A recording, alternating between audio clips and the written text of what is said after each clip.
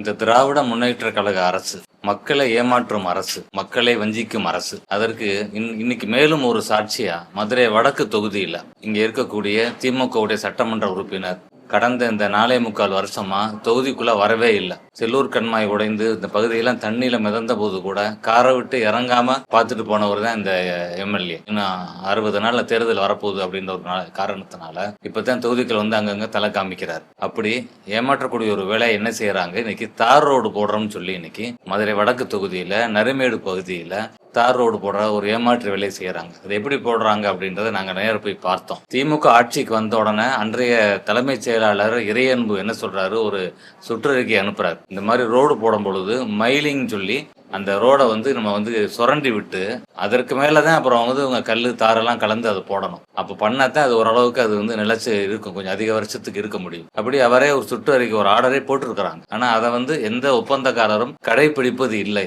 ஏன்னா இந்த திமுக எம்எல்ஏ இவங்களே வந்து பூரா லஞ்ச லாவணிய கமிஷன் வாங்கிடுறாங்க. அதனால அவங்க எதையும் கண்டுக்கிறது இல்லை. அப்படி இன்னைக்கு பாத்தீங்கன்னா காலையில மருத்துவமனை விட்டு இறங்குறேன், பார்த்தா ரோட கூட்டிக்கிட்டு இருந்தாங்க.